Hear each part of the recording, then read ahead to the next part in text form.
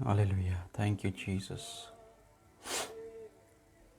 Thank you, Holy Spirit. Hallelujah.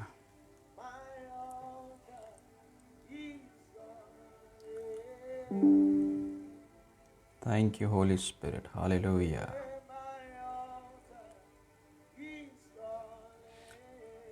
सबको जय मसीह की। I welcome you all. मेरी आवाज़ आ रही होगी तो मुझे बता दें, यस यस करके बता दें। अगर आ रही है तो यस लिख दें। Hallelujah, glory Jesus. और ये भी बताएं कि आप कहाँ से जुड़ रहे हैं। आप कहाँ से जुड़ रहे हैं। Glory Jesus. Hallelujah, glory Jesus. Hallelujah.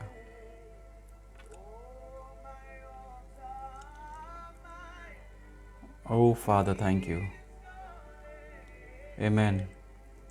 जय मसीह की, जय मसीह की, जय मसीह की। जो लोग जुड़ रहे हैं, praise the Lord, praise the Lord. आप सबको प्रेज द लॉर्ड। आप सबको praise the Lord. Glory Jesus. आप सबको प्रेज द लॉर्ड। आप सबको प्रेज द लॉर्ड। आज की सुबह आपकी कैसी है बताएं। आपकी सुबह आज कैसी है। कहाँ से जुड़ रहे हैं ये भी बताएं, और आपकी सुबह आज कैसी है। आज परमेश्वर क्या बात कर रहा है। आज परमेश्वर क्या बात कर रहा है आपके साथ। आज की सुबह बड़ी अच्छी सुबह है, क्योंकि क्यों कहते हैं हम आज की सुबह, आज की जो दिन है वो अच्छा है, वो सुहावना है। क्यों कहते हैं।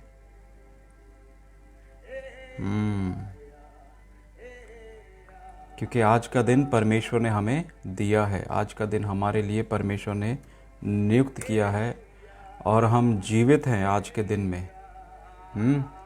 इसलिए हम कहते हैं, प्रभु आज के दिन के लिए धन्यवाद, और आज के समय के लिए धन्यवाद।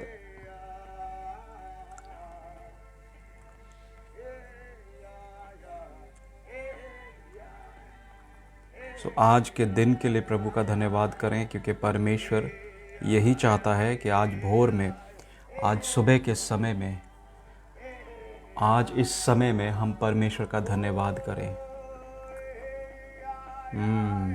Hallelujah, glory Jesus, glory Jesus. Hallelujah. कौन कौन लोग जुड़ रहे हैं। आप सबको जय मसीह की। आप सबको परमेश्वर आशीष दे। जो लोग जुड़ रहे हैं, जय मसीह, जय मसीह। रेनू जय मसीह, जय मसीह। नरेश, प्रभु का धन्यवाद दें, प्रभु का धन्यवाद दें। परमेश्वर का इस समय बहुत सारी जगहों पे हो सकता है कि अभी दोपहर हो गई है, बहुत सारी जगह पे हो सकता है दिन निकल चुका है, पर जहाँ पर भी हो वहाँ पर परमेश्वर का उस दिन के लिए, उस समय के लिए धन्यवाद दो। उस समय के लिए धन्यवाद दो, क्योंकि परमेश्वर का धन्यवाद देना ही उत्तम बात है। आमीन। परमेश्वर का धन्यवाद देना ही उत्तम बात है, क्योंकि जब तक हम परमेश्वर के इस दिन का धन्यवाद नहीं देंगे तो हम उसकी महिमा कैसे देख पाएंगे। कितने लोग हैं, देखो अभी टर्की में और टर्की के आसपास के जो क्षेत्र हैं, कितना भूचाल आया, कितना जलजला आया। It was like too much. घरों को गिरते हुए देखा है ना। मैंने न्यूज़ में देखा ना, न्यूज़ में देखा तो फिर पता चला कि वहाँ कितना बुरा वहाँ पे असर हुआ है लोगों का। लोगों के घर, एक सर्दी का मौसम, ऊपर से घर टूट जाएं, घर आपके नाश हो जाएं। कितने लोग मर गए। हमें परमेश्वर का धन्यवाद देना है इस बात के लिए कि आज हम परमेश्वर की दया से, उसकी अनुग्रह से आज हम जीवित हैं। आज हम परमेश्वर के साथ हैं, परमेश्वर हमारे साथ है। हालेलुया। आज हम जिंदाओं की ज़मीन पर जिंदा हैं। इस बात का धन्यवाद दें क्योंकि बहुत सारे लोग आज का दिन नहीं देख पाए, और अगर कोई देख पाया है तो उसके ऊपर इतनी परेशानियां हैं, मुसीबतें हैं कि उस दिन का आनंद नहीं वो ले सकते हैं। आप ये समझिए कि जब हम टर्की की रिपोर्ट को देख रहे थे और न्यूज़ में चल रहा था, तो बहुत दुख हुआ कि इस सर्दी के मौसम में छोटे छोटे बच्चे जो दब गए हैं, जो मर गए हैं, जो जिनके परिवार में सिर्फ बच्चे ही बचे हैं, माँ बाप मर गए हैं, कितना कठिन है उनके लिए आगे का जीवन। हमें परमेश्वर ने धन्यवाद का मौका दिया है ताकि हम उसका धन्यवाद करें, क्योंकि आज उसने हमें जीवित रखा है और परिवार में रखा हुआ है। आज उसने हम पे करुणा दिखाई है। आज हम उसके नाम को धन्य कह पा रहे हैं। इसलिए हम परमेश्वर का धन्यवाद करें। बहुत ज़रूरी है कि हम उसका धन्यवाद करें, क्योंकि आज हम जीवित हैं, हम सांस ले पा रहे हैं। बाइबल कहती है कि मरी ज़ुबानें क्या उसका धन्यवाद करेंगी। सो परमेश्वर हमारे को धन्यवाद देने का अवसर देता है। हालेलुया, धन्यवाद देने का अवसर दे रहा है। कृपया शेयर भी करते जाएं और लोगों में शेयर करें। हालेलुया, क्योंकि ये बहुत ज़रूरी है कि जब हम दूसरों को दुख में से गुज़रते हुए देखते हैं तो प्रार्थना करें कि प्रभु, जो लोग दुख से गुज़रते हैं उन्हें वो बल दे, उन्हें वो शक्ति दे। तेरी आत्मा के द्वारा प्रभु तू उन्हें संभाल। और हम ये प्रार्थना करते हैं कि प्रभु, हमें जब तूने परिवार में रखा है, हमें जब तूने अपनों में जीवित रखा है, हम एक दूसरे को देख पाते हैं, हम एक दूसरे को सुन पाते हैं, ये बहुत बड़ी बात है। आपके दिन भर का जो शरीर का काम है, वो शरीर के काम आप कर पाते हैं, है ना। सवेरे के दो दिनचर्या के काम होते हैं, वो आप कर पाते हैं। ये सारे काम परमेश्वर के अनुग्रह से होते हैं। और अगर परमेश्वर का अनुग्रह ही ना हो तो बहुत सारे लोग भोर का सूरज नहीं देख पाते। आज बहुत सारे लोग टर्की में, जो उनके लिए भी सुबह हुई होगी, पर आज वो दुख भरी सुबह होगी। प्रभु, हम तेरा धन्यवाद देते हैं कि तूने हमें दुखों में से नहीं गुजरने दिया है। प्रभु, तूने हमें दुखों में से गुजरने नहीं दिया है। हम इस बात का धन्यवाद देते हैं कि परमेश्वर ने हमारे को आज का दिन दिखलाया है। आज का जो दिन है परमेश्वर ने हमें दिया है, हमने मांगा नहीं है। क्या किसी ने परमेश्वर से आज का दिन मांगा था? नहीं मांगा था, किसी ने नहीं मांगा, और परमेश्वर ने दे दिया है, बिना मांगे दिया है।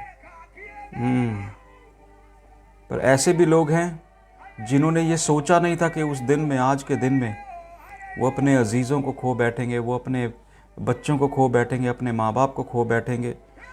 ऐसे भी लोग हैं जो आज दिन को कोस रहे होंगे। एक समय था जब अय्यूब अपने दिन को कोसता है, अपने दिन को कोसता है। जब फिलिपियों का पहला अध्याय उसकी 6वीं आयत को जब हम पढ़ते हैं, उसमें वो साफ बात करता है कि हम उसका धन्यवाद करें, क्योंकि जो उसने शुरू किया है वो उसको अंत तक ले जाएगा। जो भला काम तुम्हारे अंदर परमेश्वर ने शुरू किया है उसे वो अंत तक ले जाएगा। इसलिए तुम्हारा विश्वास बना रहे, तुम्हारे विश्वास में तुम बने रहो। परमेश्वर चाहता है कि तुम विश्वास में बने रहो, विश्वास की ढाल को लेकर के चलो।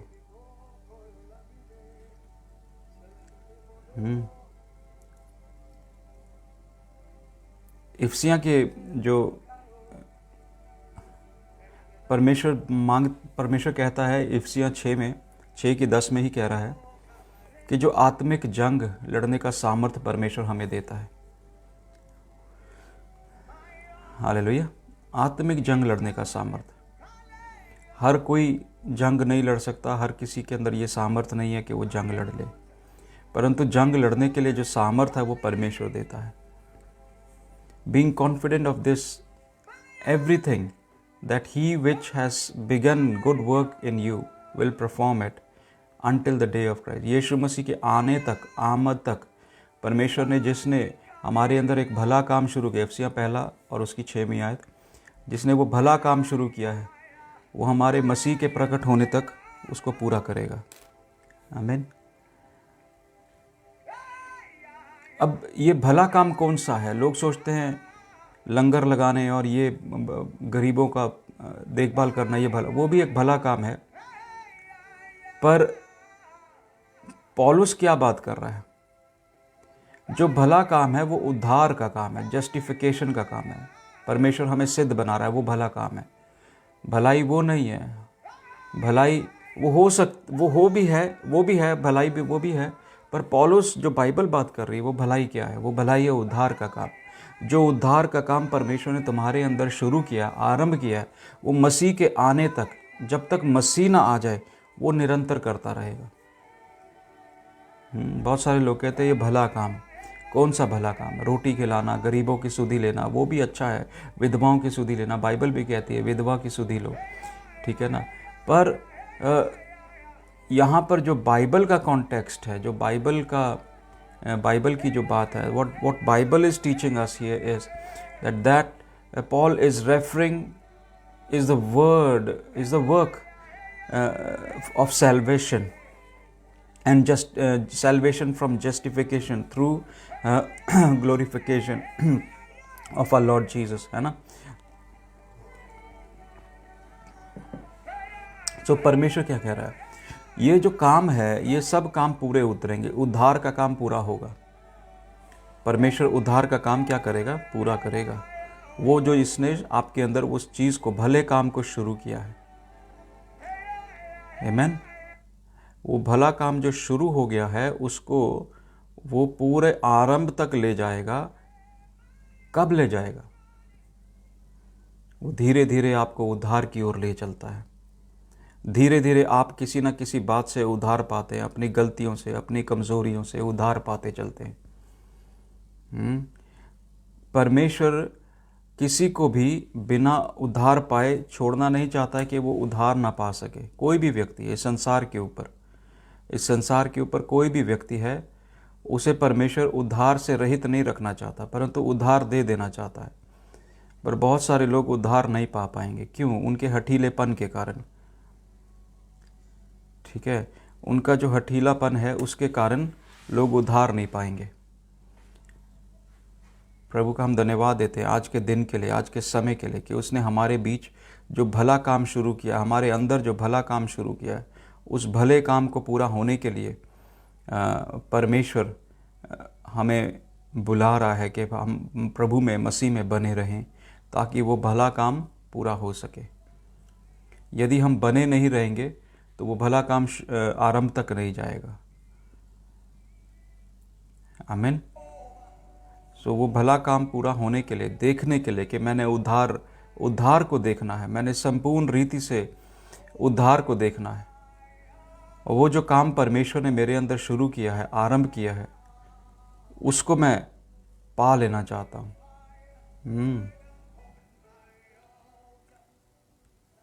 सो पौलुस यहाँ क्या कह रहा है? पौलुस कह रहा है वफादारी के साथ, मसीह के साथ उस दिन को व्यतीत करते हुए, काम करते हुए, अपने उद्धार की ओर अग्रसर होते हुए लगातार बढ़ते जाओ अपने उद्धार की ओर। Keep continuously walk towards your salvation, work towards your salvation.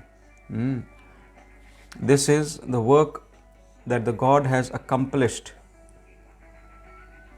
For us and is faithfully working in us until the day of Christ। वो वफादारी से काम कर रहा है आपके उद्धार की ओर। वो आपके उद्धार की ओर वफादारी से काम कर रहा है, पर आपको भी वफादार बने रहना है। आपको भी ईमानदारी, वफादारी के साथ, पूरे दिलो जान के साथ परमेश्वर के साथ चलता है। और हमारे उद्धार के समय में क्या होगा? वो जो परमेश्वर ने हमारे अंदर फेथफुलनेस, वफादारी को परमेश्वर देखेगा। उसके द्वारा हमारी वो जो प्रॉमिस है, वो जो हमारी जो प्रॉमिस है, वो पूरी उतरेगी। हमारे उद्धार की जो प्रॉमिस है वो उस दिन पूरी उतरेगी जिस दिन हम मसीह के सामने होंगे। फिर हमें पता चलेगा कि हमने उसको कंप्लीट उद्धार पाया कि नहीं पाया। वो कहता, आई thank my God upon every remembrance of you. मैं तुम्हें याद करते हुए परमेश्वर का धन्यवाद देता हूँ। मैं तुम्हें याद करते हुए क्या करता हूँ? परमेश्वर का धन्यवाद करता हूँ। When Paul remembered what all Philippians did for him, पौलुस कहता है, मैं जो तुम लोगों ने मेरे लिए किया है मैं उसे याद करते हुए परमेश्वर के आगे तुम्हारे लिए धन्यवाद देता हूँ। ठीक है ना? और वो स्वाभाविक रूप से उनका आभारी है, धन्यवादी है। ठीक है ना? और फिलिपियों के लोगों को वो बोलता है, मैं तुम्हारा आभारी हूँ। जो भला काम परमेश्वर ने, जो भला काम, काइंडनेस जो तुमने मेरी ओर दिखाई है, जो भलाई तुमने मेरी ओर दिखाई है, वो परमेश्वर भलाई भूलेगा नहीं। वो तुम्हारे उद्धार पाने तक, मसीह के प्रकट होने तक उसको वो वफादारी से पूरा करेगा। सो परमेश्वर पूरा करना जानता है। परमेश्वर हमारे सब कामों को पूरा करेगा। हालेलुया। सो फिलिपियों के जो लोग थे वो क्या थे? फिलिपियों के लोग पौलुस के प्रति बहुत आदरमयी थे और बहुत ज़्यादा देते थे उसको, बहुत ज़्यादा गिविंग थी उनके अंदर पौलुस की तरफ। उसकी देखभाल करना, उसका खातिरदारी करना, उसको किसी भी चीज़ की ज़रूरत थी वो पौलुस को वो ज़रूर देते थे। और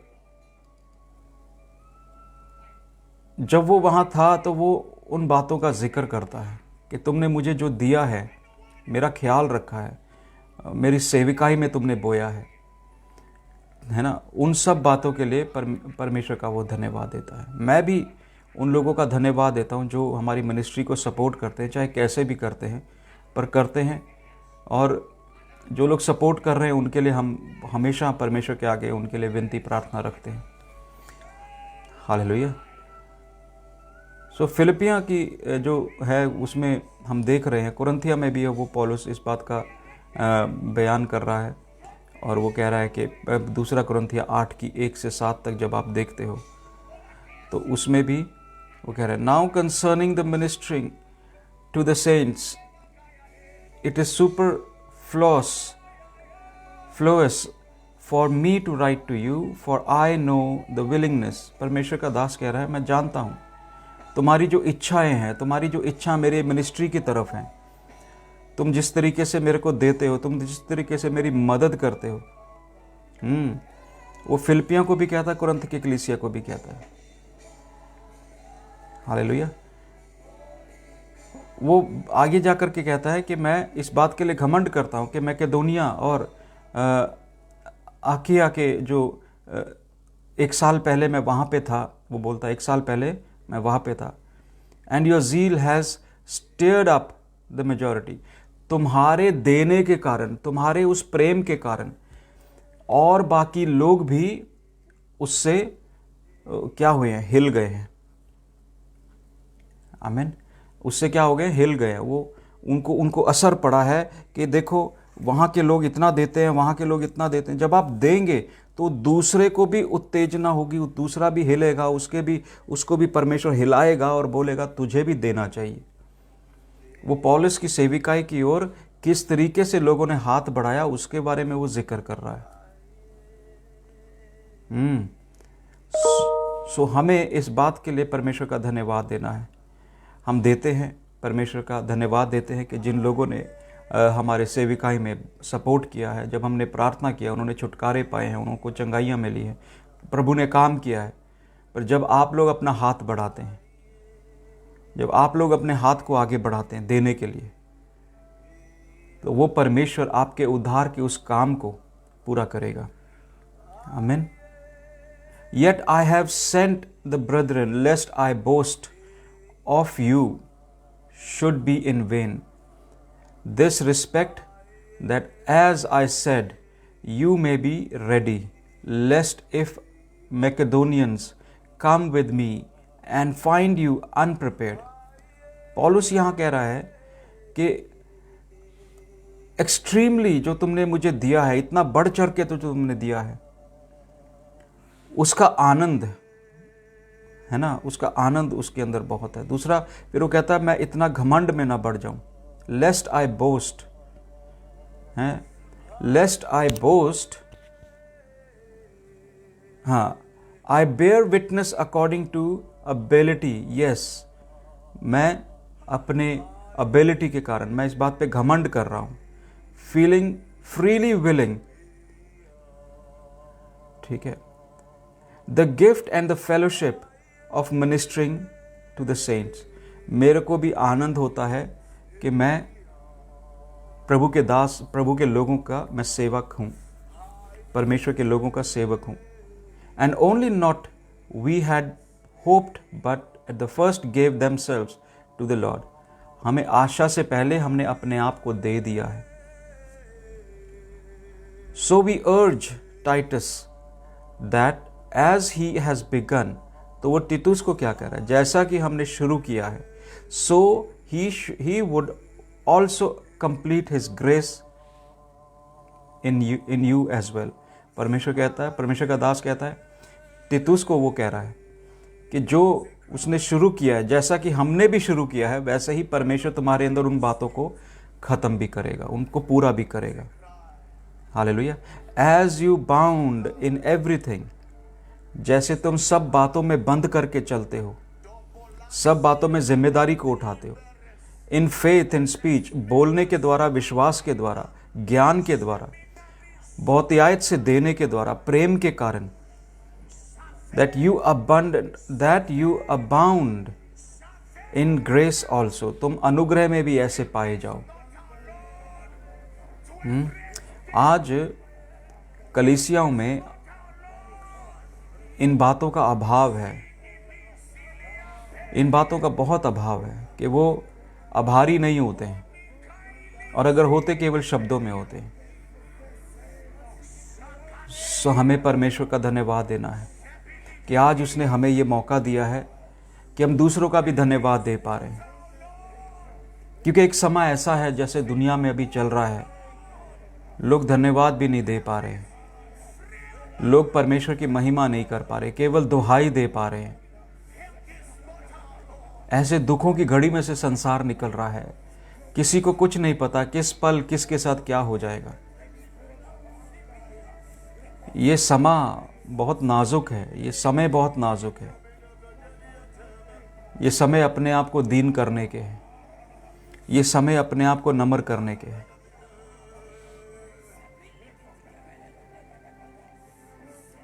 पौलुस कहता है कुरिन्थ की कलीसिया को कि जब मैं तुम्हारे साथ था, मैं बोझ में दबा था तुम्हारे साथ, आई वॉज अ बर्डन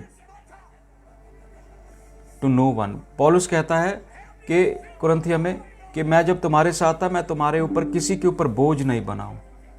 आमीन। मैं तुम्हारे ऊपर किसी पर भी बोझ नहीं बनाऊं। For what I lack the brethren who came from Macedonia supply. कहते मेरे साथ कुछ लोग ऐसे आए थे जो मेरी मिनिस्ट्री को मदद कर रहे थे। मैकेडोनिया से कुछ लोग मेरे साथ आए थे, और कुरिन्थ की कलीसिया को कहता है कि तुम्हारी लज्जा के लिए मैं बोल रहा हूं कि तुम्हारे पास आया हूं, पर तुम्हारे ऊपर बोझ नहीं हूं। पर मैकेडोनिया से मेरे साथ कुछ लोग आए हैं और वो मेरी हर एक ज़रूरत को पूरा कर रहे हैं। तो पौलुस मिनिस्ट्री क्यों कर पाया, पौलुस जगह जगह क्यों घूम पाया? वो इसलिए क्योंकि उसको लोग मदद कर रहे थे, उसको मैकेडोनिया के, फिलिपिया के लोग मदद कर रहे थे, आकिया के लोग मदद कर रहे थे, उसकी सेविकाई में दे रहे थे। जब तक कलीसिया देना नहीं सीखेगी, मिनिस्ट्रियाँ नहीं बढ़ेंगी, मिनिस्ट्रियाँ सफ़र करेंगी, मिनिस्ट्रियाँ ख़त्म हो जाएंगी। आज हम देख रहे हैं बहुत सारे प्रभु के दास ज़मीन पर लगे हुए हैं। क्यों लगे हुए हैं? आज प्रभु के दास लोग, बहुत सारे लोग स्ट्रगल कर रहे हैं। क्यों कर रहे हैं? क्योंकि लोग आते हैं, छुटकारे पाते, काम होता है उनके जीवन में, वो भला काम देखते हैं पर वो देते नहीं है। अब पौलुस कहता है मैं प्रभु का धन्यवाद देता हूं कि मैं तुम्हारे ऊपर बोझ नहीं हूं। और मैकेडोनिया से कुछ लोग मेरे पास आए हुए हैं, मेरे साथ चल रहे हैं, वो मेरी हर एक ज़रूरत की सप्लाई को मेरे साथ लेकर के चल रहे हैं। जो मुझे चाहिए वो मुझे दे रहे हैं। तो हमें ये जानना है कि जब तक हम देंगे नहीं, मिनिस्ट्री बढ़ेगी नहीं। जब हम आज किसी की मिनिस्ट्री में बो रहे हैं, जहाँ से हमें फ़ायदा मिल रहा है, जहाँ से हमें आशीष मिल रही है, अगर हम उसमें बोएंगे नहीं तो हमारी मिनिस्ट्री में भी कोई नहीं बोने वाला। हमारी मिनिस्ट्री में कोई क्यों नहीं बो रहा है? क्योंकि हम ठीक से देते नहीं हैं।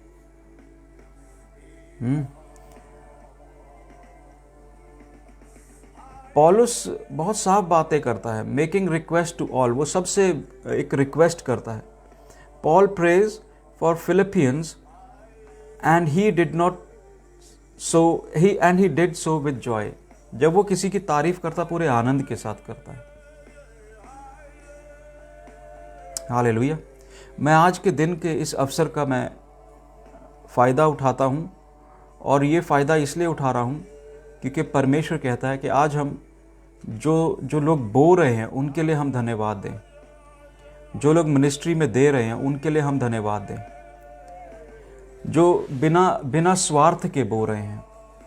कई लोगों को से मेरी कई दिनों तक बात नहीं होती, फिर भी वो बो रहे हैं, लगातार बोते हैं। तभी हम कुछ चीज़ें कर पाते हैं, हम मिनिस्ट्री के लिए इक्विपमेंट ले पाते हैं, हम सामान ले पाते हैं।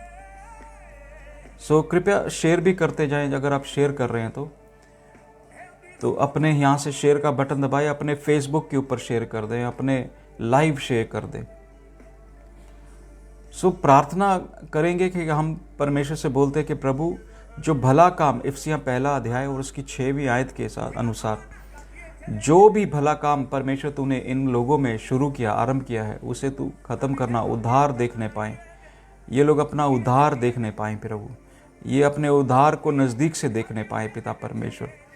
जिन कामों में, जिन चीज़ों अभी तक उद्धार नहीं पाया है, उन चीज़ों में ये उद्धार पाएँ। परमेश्वर से हम प्रार्थना करते हैं कि आपका बल आत्मा में बना रहे,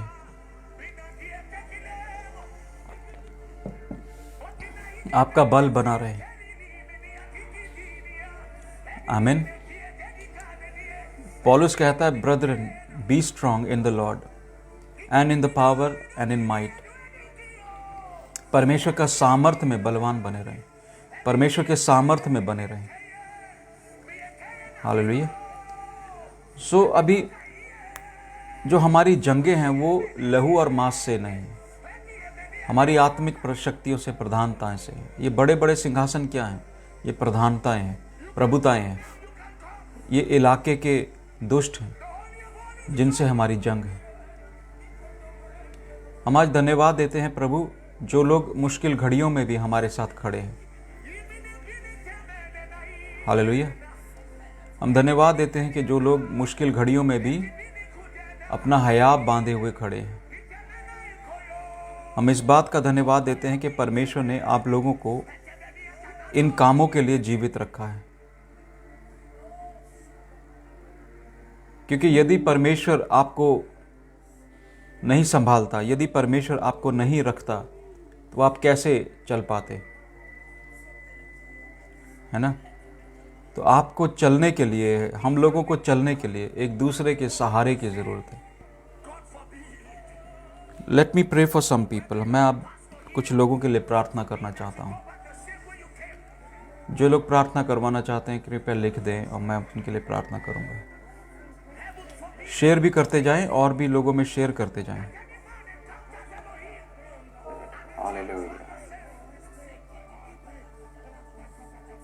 कृपया शेयर भी करते जाएं। जब आप शेयर करते हैं तो और लोगों को मौका मिलता है कि वो भी हमारे साथ जुड़ जाएं। आमीन। और लोगों को जुड़ने के लिए अवसर मिल जाता है।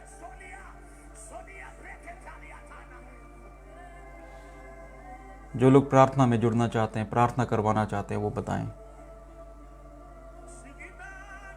Hallelujah.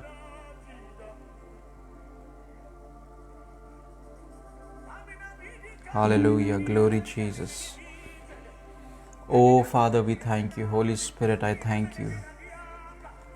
Thank you, Holy Spirit. Thank you, Abba Father. Thank you, Abba Father. Thank you, Lord. Thank you, Lord. Lord, I pray, O Lord Master. Father, I give you glory, Lord Master. I give you glory. I give you praise. I give you honor, Lord Master. For honor and glory belongs to you, Abba Father. Father, I pray, O Lord Master, as people are joining, O Lord Master, those who are listening and will listen to me later, Lord Master, I pray that your grace over them, O Lord Master. Let your grace be over them, O Lord Jesus. Oh Father, bless them, those who bless us, O Lord Master. Bless them, those who are not even blessing us, O Lord Master, but are here watching us. Oh Father Lord, we thank you for all things that you are about to do in our life, O Lord Master. प्रभु, मैं इन लोगों के लिए प्रार्थना करता हूँ। Hallelujah, प्रार्थना करते हैं पिता परमेश्वर। हालेलुया, धन्यवाद। हालेलुया। कौन है? हाँ नरेश, हम आपके लिए प्रार्थना कर रहे हैं, चिंता ना करो। आपके लिए हम लोग प्रार्थना कर रहे हैं। परमेश्वर आपको ज़रूर उठाएगा, चिंता ना करें। हम यूपी की कलीसियाओं के लिए भी प्रार्थना करते हैं। यूपी में, लखनऊ में इस समय बहुत कष्ट है, बहुत ज़्यादा इस समय सताव है, क्योंकि केवल मसीह लोगों को रोका जा रहा है आराधना करने के लिए, और ये ठीक बात नहीं है। और जो लोग ये समझते हैं कि ये धर्म परिवर्तन से जुड़ी हुई बातें, धर्म का तो परिवर्तन कोई कर ही नहीं सकता है। धर्म का परिवर्तन हो ही नहीं सकता है।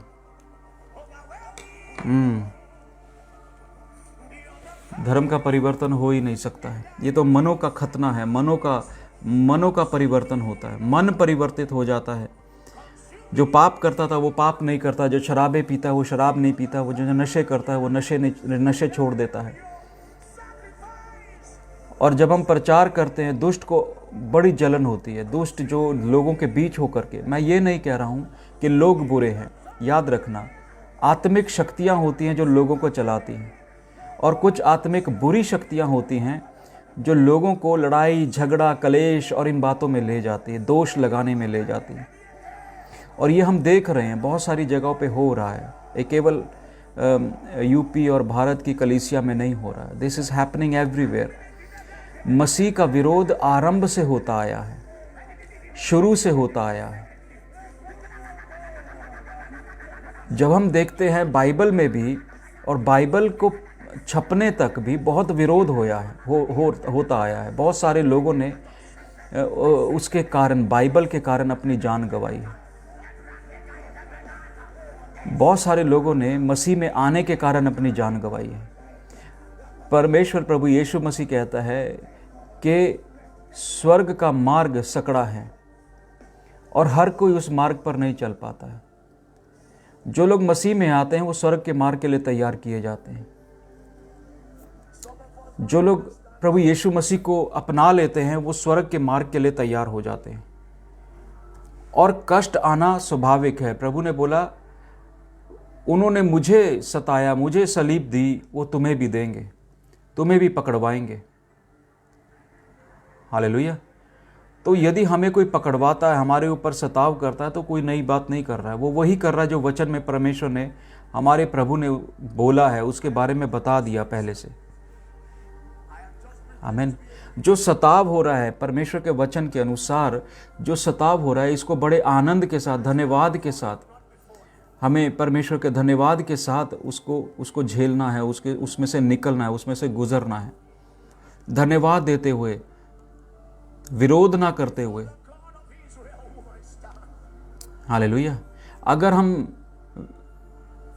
हम विरोध करने लगेंगे, हालेलुया, अगर हम विरोध करने लगेंगे तो उनमें और हमारे अंदर क्या अंतर रह जाएगा। वो जो हमें सताते हैं और वो जो हमें मारते हैं,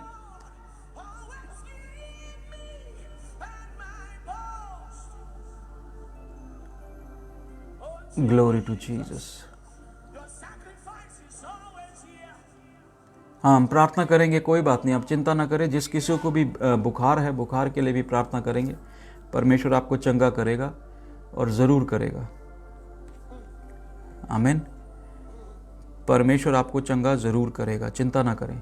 पर मैं जो बात कह रहा हूँ वो बात समझने वाली है कि मसीह लोगों पे जो ताड़ना आ रही है, मसीह लोगों पे जो कलेश आ रहा है, वो स्वाभाविक है, वो होना है, वो आना है, वो अंत के दिनों की निशानी है। जब तक ये कलेश पूरे नहीं हो जाएंगे, ये कलेश पूरे होने चाहिए। जब तक ये पूरे नहीं होंगे तब तक मसीह की आने को भी हम नहीं देख पाएंगे। ये होना बहुत ज़रूरी है, क्योंकि जब प्रभु यीशु मसीह अपना समय में प्रकट होगा, जब अपने समय में बादलों में, जैसा कि बाइबल में लिखा है कि यीशु बादलों पर आएगा और अपने लोगों को ले जाएगा, अपनी कलीसिया। इस संसार में कलीसिया नहीं रहने वाली है। आज जो इतना कलेश और इतना जो जो एक दूसरे के साथ जो अत्याचार है, वो अभी इतना नहीं है जितना। अभी तो बहुत कुछ होना है। जैसा कि मैंने बहुत बारी बोला है, आने वाले दिन ऐसे हैं, भयंकर होने वाले हैं। मैं बहुत बारी बोल चुका हूँ, बोलता भी हूँ कि आने वाले समय इतने भयंकर हो जाएंगे, जो लड़कियां हैं वो गलत रास्तों पर निकल पड़ेंगी और बहुत नंगापन आ जाएगा, बहुत ज़्यादा नंगापन अभी आना है, शरेआम आना है। आप सड़कों पर निकल नहीं पाएंगे। बहुत सारी जगहों पे मार काट होगी, लोग पकड़ पकड़ कर मारेंगे एक दूसरे को। ये अभी होना है, मसीह के आने से पहले होना है सब कुछ। पर ये सब होने से पहले प्रभु अपनी कलीसिया को ले जाएगा। आज तो लोग कलीसियाओं को बंद करा रहे हैं, पर एक दिन ऐसा आएगा कि लोग अपने लिए प्रार्थना करने वालों को ढूंढेंगे, पास्टरों को ढूंढेंगे, वचन सुनाने वालों को ढूंढेंगे। और वो दिन बड़ी जल्दी आ रहे हैं। बहुत सारे लोग दुष्ट की बातें सुन करके, दुष्ट के प्रभाव में आ करके वो काम कर रहे हैं जो उनको नहीं करने चाहिए।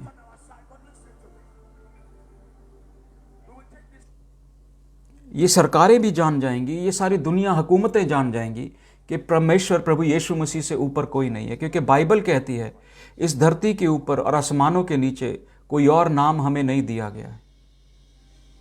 There is no other name that has been given to us. आमीन।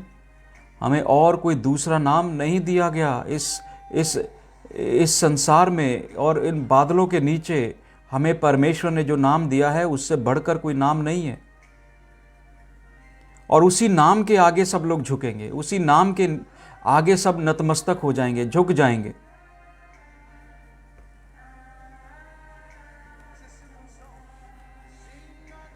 आमीन। वो लोग झुकेंगे, उनको आज झुकना पड़ेगा, क्योंकि बाइबल में लिखा है हर एक जुबान अंगीकार करेगी, जाति जाति अंगीकार करेगी। अभी वचन, ये सताव के कारण वचन और फैल रहा है। जिनको नहीं भी पता उनको भी पता लग रहा है। जो जानना भी नहीं चाहते थे उनके पास भी ये वचन जा रहा है।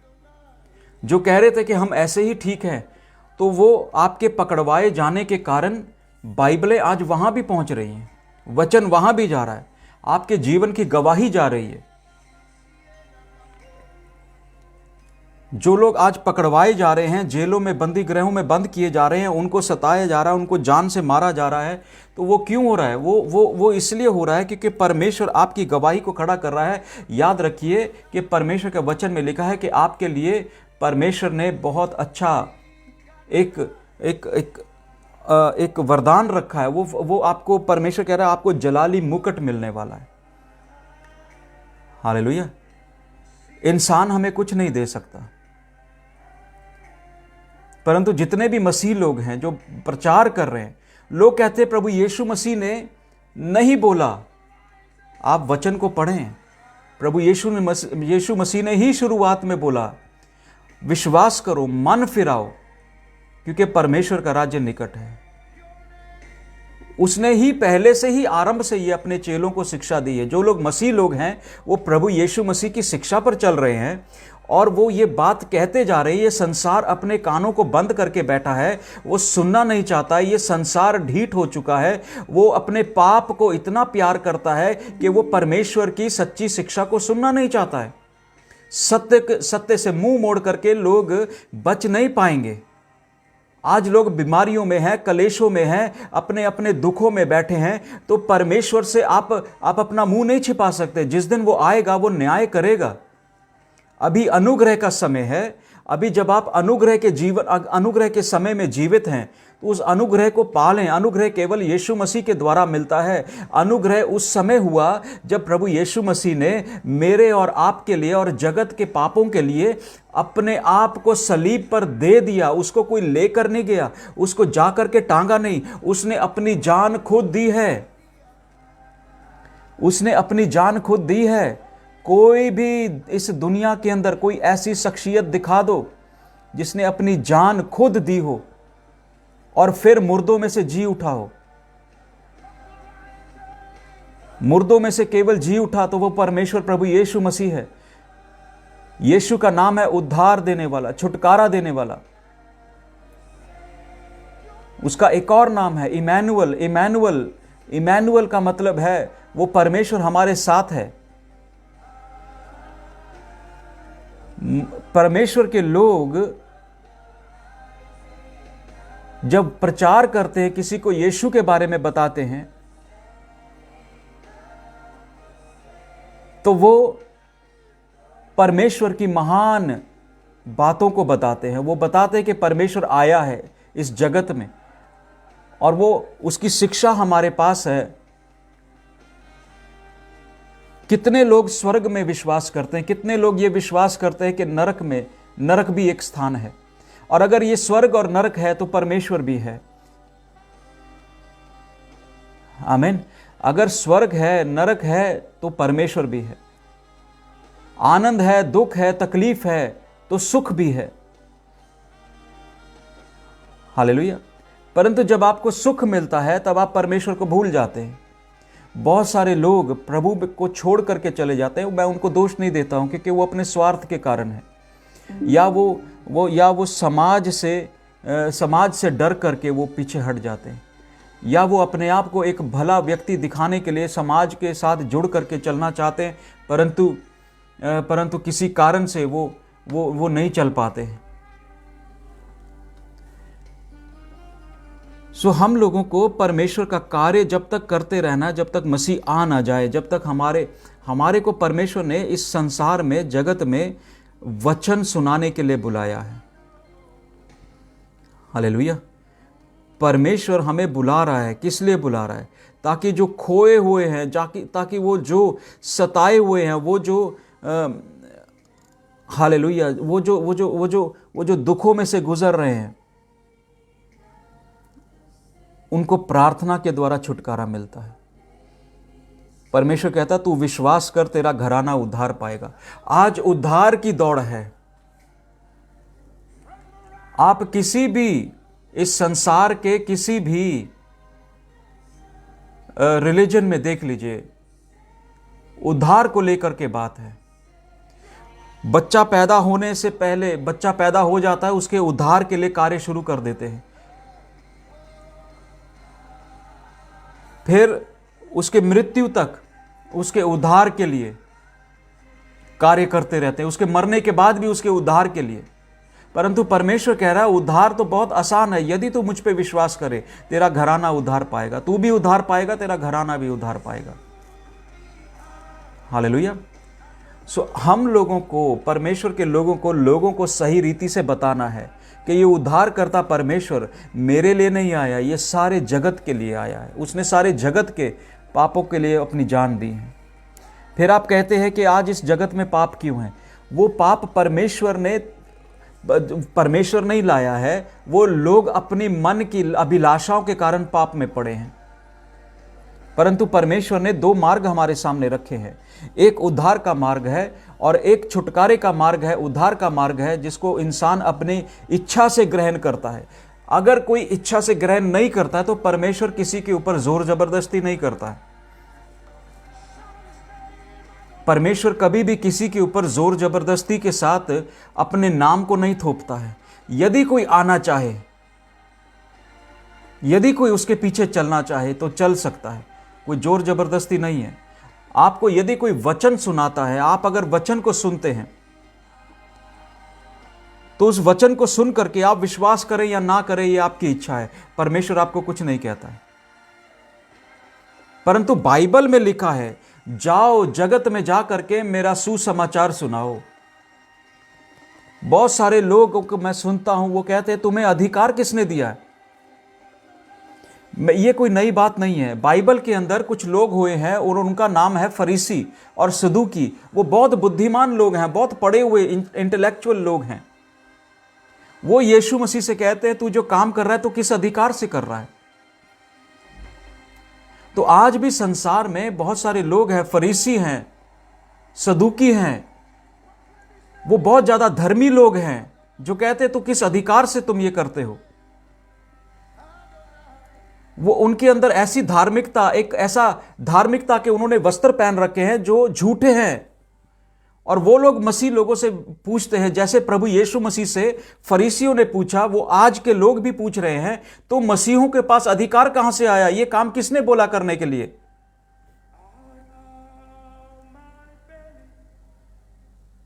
सो वो अधिकार हमें परमेश्वर इस जगत के सृष्टिकर्ता ने दिया है।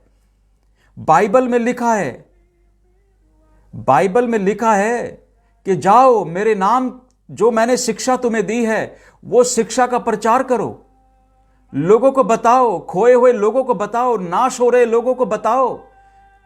वो अपने पाप में नाश हो रहे हैं, वो अपने घमंड में नाश हो रहे हैं, एक दूसरे को मार रहे हैं, पाप कर रहे हैं। जो इंसान इंसान को मारता है वो परमेश्वर की नजर में दोषी ठहरता है, क्योंकि परमेश्वर ने हर एक इंसान को अपने अपने प्रतिबिंब में बनाया है, अपने स्वरूप में बनाया है। और यदि हम भाई भाई होकर के एक दूसरे को मारेंगे, हम सब में एक सा खून बहता है, हम सब की एक जैसी चमड़ी है, किसी का रंग फर्क है, किसी का रंग फर्क है, पर चमड़ियां एक सी है। आपकी चमड़ी और मेरी चमड़ी एक सी है, ये मरने के बाद काम नहीं आएगी। आपकी हड्डियां मेरी हड्डियां एक सी है, वो मरने के बाद काम नहीं आएंगी। इसलिए परमेश्वर कहता है प्रेम से। यदि हमारे अंदर प्रेम है तो हमारे अंदर ढा और कलेश नहीं होगा, हमारे अंदर ईर्ष्या नहीं होगी, हम माफ करने वाले होंगे। आज कितने लोग हैं मसीह लोगों को मारते हैं, पीटते हैं, उनके ऊपर इल्जाम लगाते हैं। पर मैं आपको बताता हूं वो मसीह लोग आपको पलट कर कभी नहीं मारेंगे, वो आपके लिए प्रार्थना फिर भी करेंगे। हालेलुया। वो आज भी कलीसियाएं लोगों के लिए प्रार्थना कर रही है।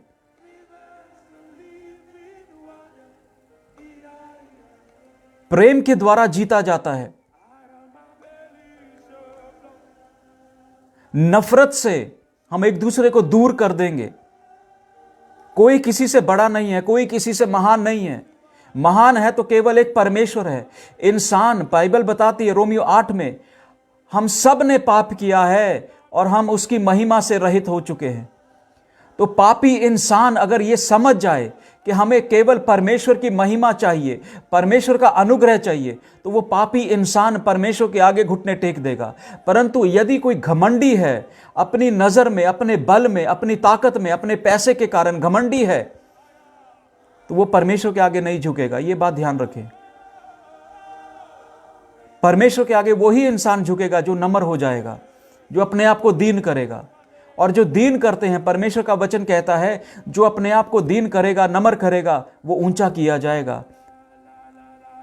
आप परमेश्वर के राज्य में सबसे आगे होना चाहते हो तो पहले दीन होना सीखो, नम्र होना सीखो, घमंड में चलना छोड़ दो, एक दूसरे से प्रेम करना सीखो, एक दूसरे को क्षमा करना सीखो। दुनिया समाप्त होने पर है, दुनिया का नाश हो रहा है और लोग सोच रहे हैं साइंस हमें बचा लेगी, विज्ञान हमें बचा लेगा। विज्ञान नहीं बचा पाएगा।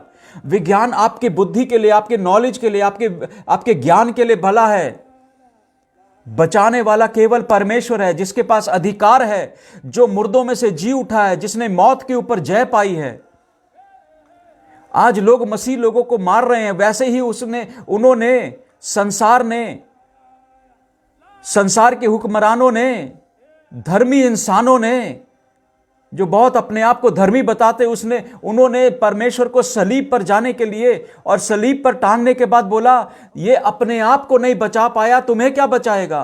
परंतु मैं आपको बताता हूं कि यही प्रभु यीशु मसीह जल्द बादलों में आने वाला है और महान स्वर्गदूत के तुरी के स्वर के साथ और ललकार के साथ आएगा और कलीसिया को यहां से ले जाएगा। कलीसिया आपके साथ सदा नहीं रहने वाली। इस संसार में कलीसिया सदा नहीं रहने वाली है। ये कलीसिया चली जाएगी। आज जो आप अपने इलाकों में, अपने देश में, अपने घरों के आसपास कलीसियाओं से दुखी हो गए हैं, आप चिंता ना करें। परमेश्वर जल्द आने वाला है और वो कलीसियाओं को ले जाएगा। उस दिन आप दुआ करने वाले लोगों को ढूंढेंगे और दुआ करने वाले नहीं मिलेंगे, प्रार्थना करने वाले नहीं मिलेंगे। इस संसार में ऐसा भयंकर समा आने वाला है कि आप अपने घरों के दरवाजे नहीं खोल पाएंगे। आप अपने घरों के दरवाजों से, अपने घरों से निकल नहीं पाएंगे। इतना अत्याचार, इतना पाप बढ़ जाएगा। तब आप याद करेंगे, हमारे पड़ोसी थे, बड़ी दुआ करते थे। जब मसीह लोग दुआ करते हैं, आपको तकलीफ नहीं होती। आपके अंदर जो दुष्ट आत्माएं हैं, उनको तकलीफ होती है। मैं आज ये बता देना चाहता हूं कि प्रभु के लोग किसी को मारते नहीं हैं, किसी के साथ गलत काम नहीं करेंगे, परंतु वो दूसरों के लिए प्रार्थना जरूर करेंगे। आमीन। परमेश्वर का भय आज लोगों में खत्म हो गया है। आप बाइबल जलाओ मत। मैं आपसे विनती करता हूं, जितने लोग सुन रहे होंगे, मुझे बाद में सुनेंगे, बाइबलों को मत जलाओ। उसको पढ़ो, उसको देखो, उसमें लिखा क्या है। बाद में अगर नहीं समझ आता तो जला दो। मैं तुमसे खुद कहता हूं, जला दो इन बाइबलों को, क्योंकि अंत के दिन यही वचन आपके खिलाफ खड़ा होकर के गवाही देगा। चर्चों को भी जला दो, मसीहों को मार दो, पर एक दिन आपके सामने जब परमेश्वर, वो महामयी आपके सामने होगा, आप अपनी छातियों को पीटोगे, आप माफी मांगोगे पर माफी नहीं मिलेगी।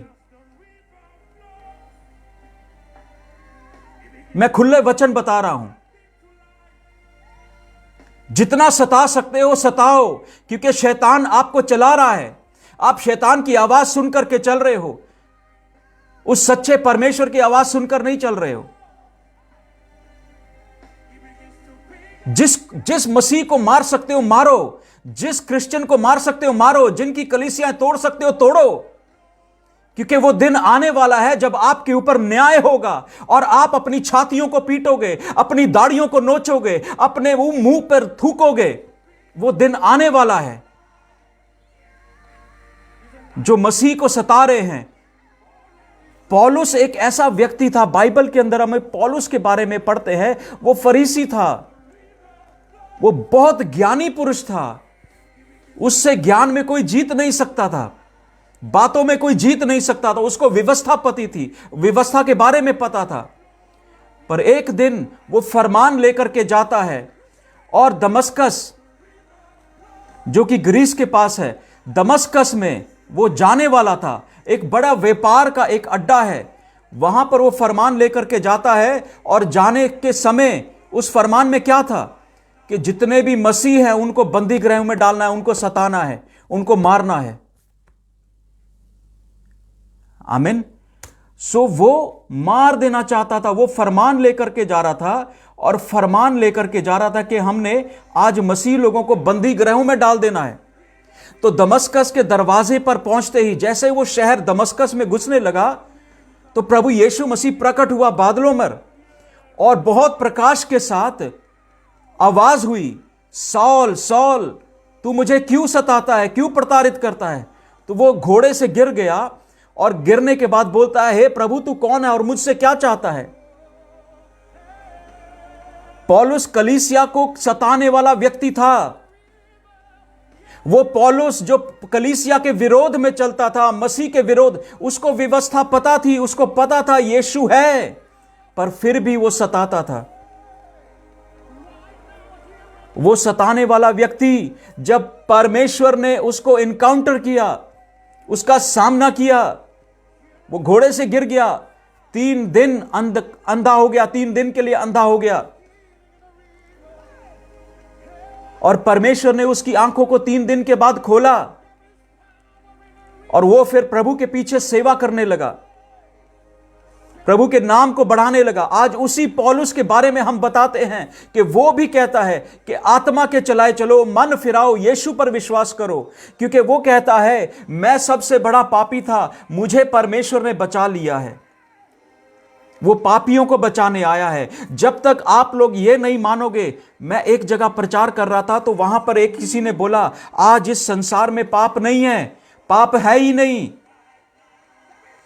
जितने लोग मुझे सुन रहे हैं, बाद में सुनेंगे, तो मैं आपको बता देना चाहता हूं, अगर पाप नहीं है तो पुलिस आपके शहर में क्या कर रही है? अगर पाप नहीं है तो सेना क्यों है? आप अगर पाप नहीं है तो कानून क्यों है? ये संसार में अगर जो लोग बलात्कार करते हैं, क्या वो पाप नहीं करते? तो फिर आप उन्हें कानून में कटघरे में क्यों खड़ा करते हो? वो पाप नहीं है तो वो और क्या है? यदि कोई किसी का कत्ल करता है तो आप उसको जेल में डाल देते हो, तो वो पाप नहीं है तो क्या है?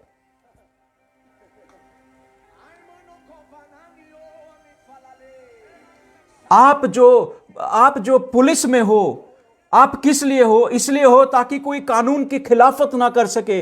परमेश्वर की एक कानून है इस धरती के ऊपर, इस संसार के अंदर। वो परमेश्वर का एक कानून है, यदि मनुष्य उस कानून को तोड़ता है तो वो पाप करता है।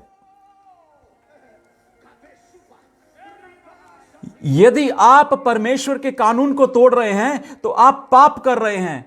यदि आप किसी का कत्ल करते हैं, धर्म के नाम पर भी अगर आप कत्ल कर रहे हैं तो आप पाप कर रहे हैं।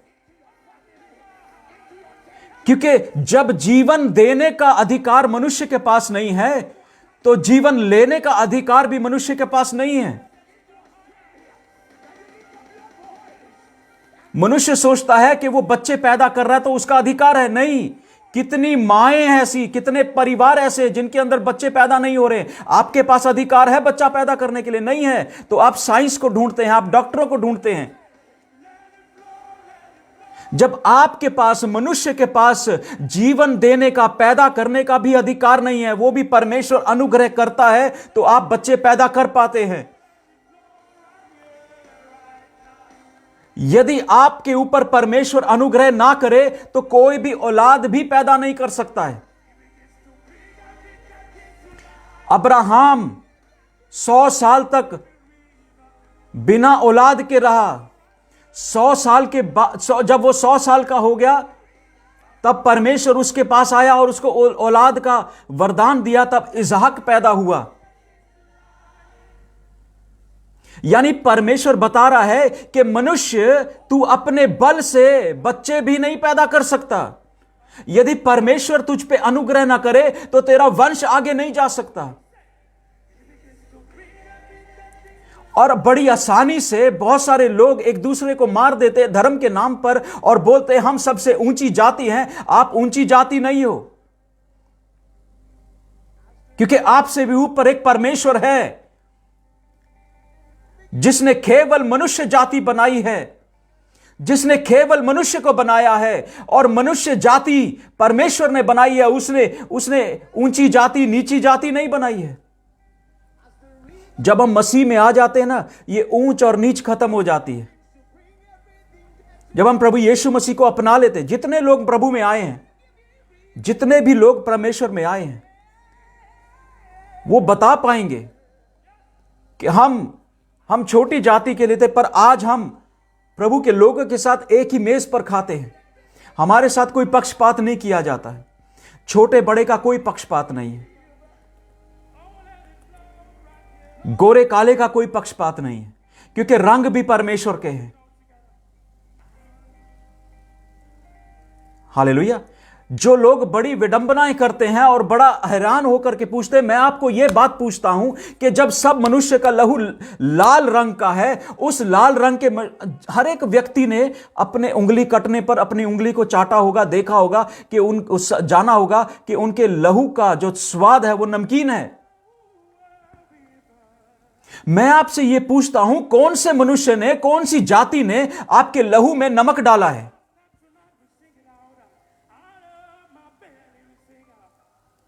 कौन सी ऐसी महान बड़ी जाति है जिसने मनुष्य के लहू में नमक को डाला है?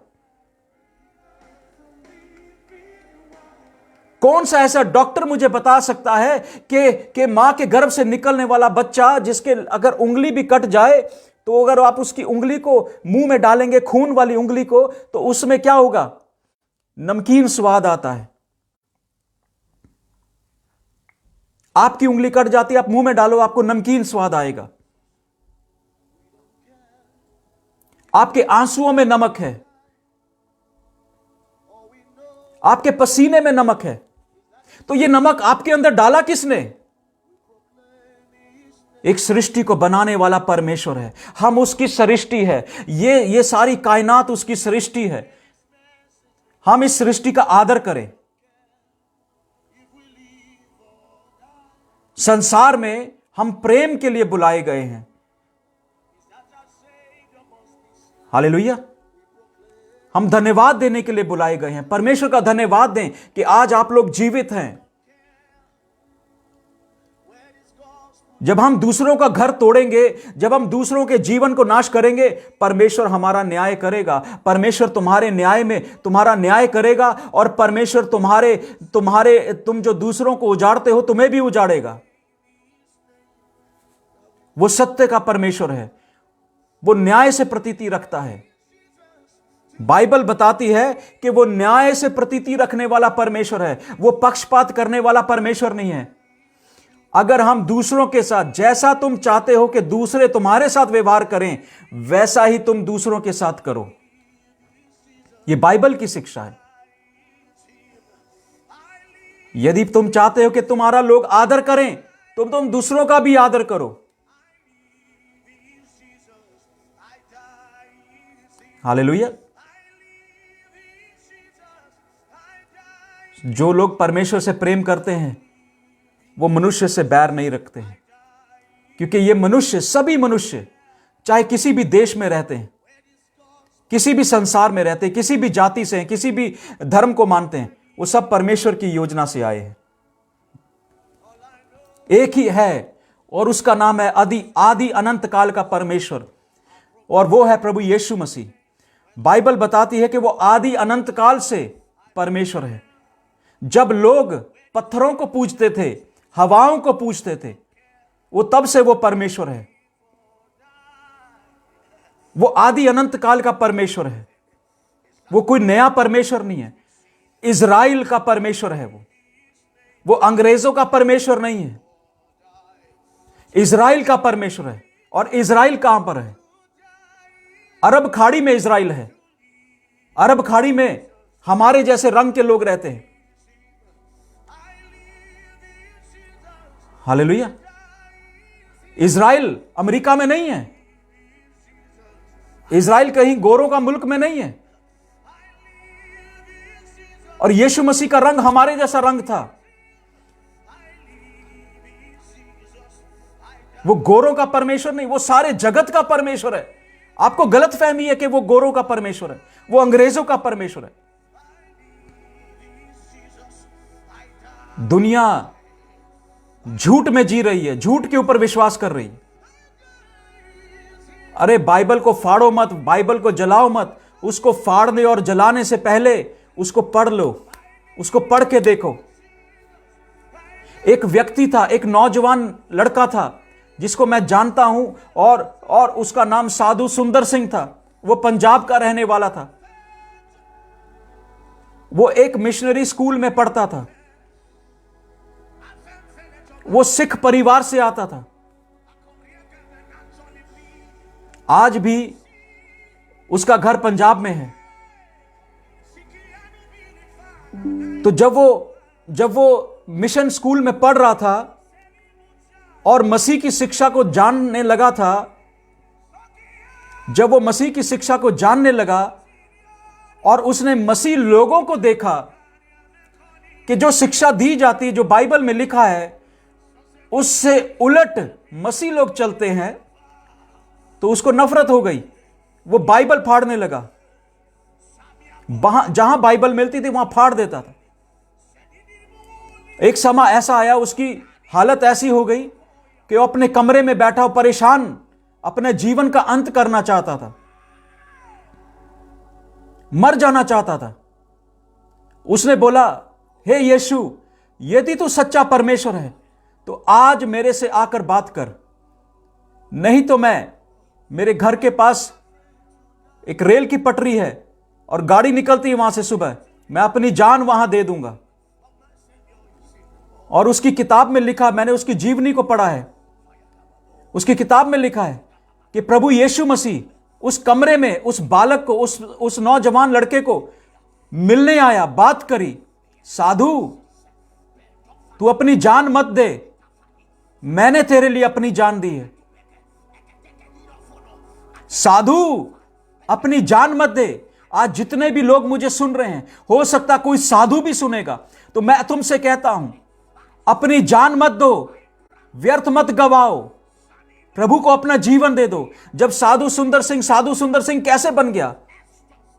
वो भगवा कपड़ा पहन करके नंगे पैर प्रभु यीशु मसीह का प्रचार करता गया। वो चीन गया, अमेरिका गया, शिमला गया, पहाड़ों पर घूमा, सब जगह गया।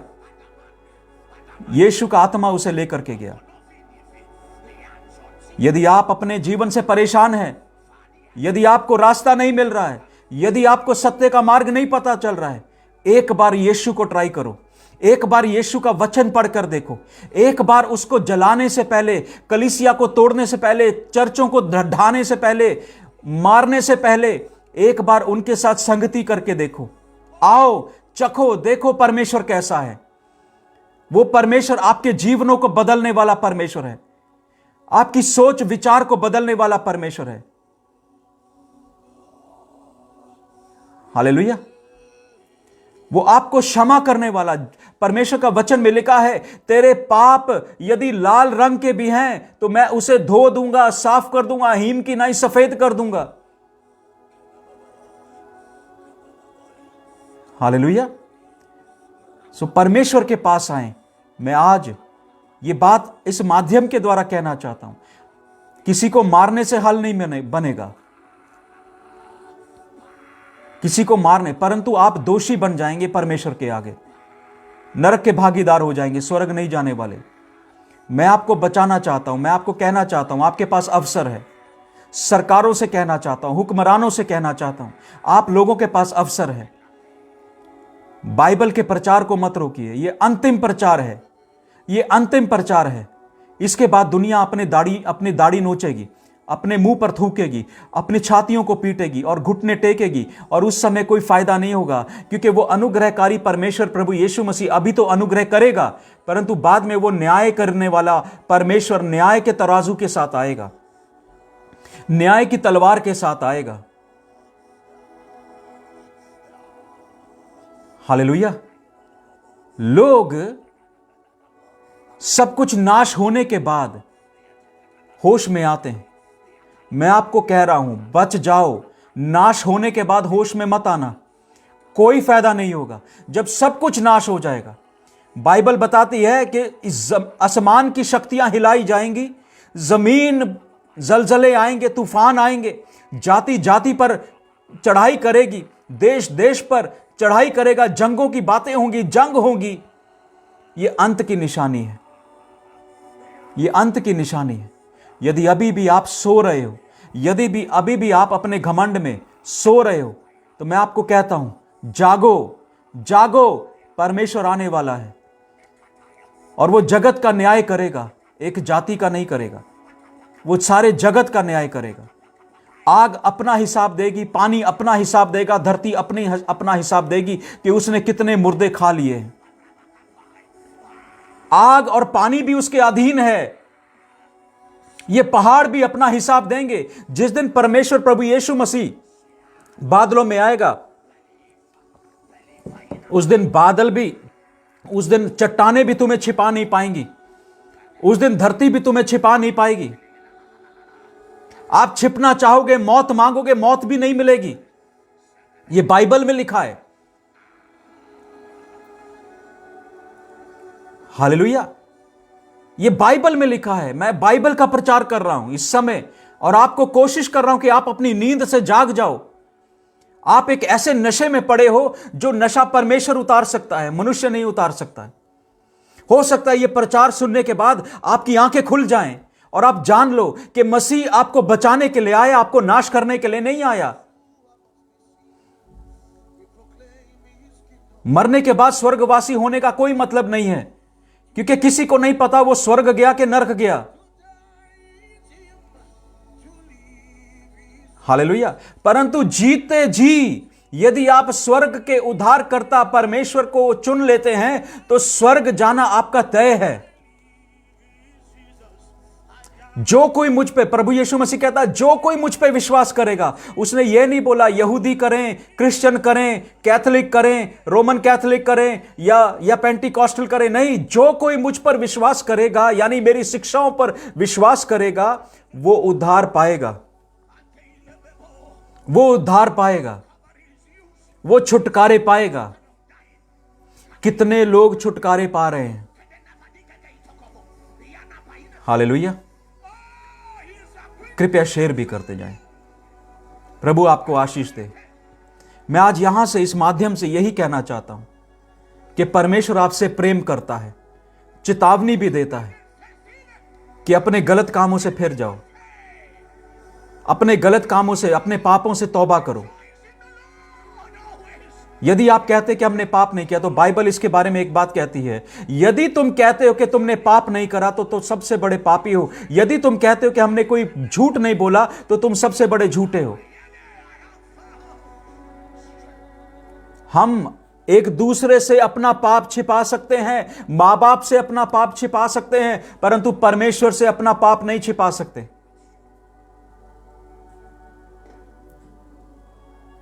पानी में नहाने से किसी के पाप नहीं धुलते हैं। मन बदल जाने से पाप फिरते हैं। पापों से मन फिराना पड़ेगा। यह मन की बात है, यह आपके दिल की बात है। जब तक आपका मन परिवर्तित नहीं होगा, जब तक आप अपने मनों को पाप से 180 डिग्री पर मोड़ नहीं लेते हैं, तब तक आप पापी रहेंगे।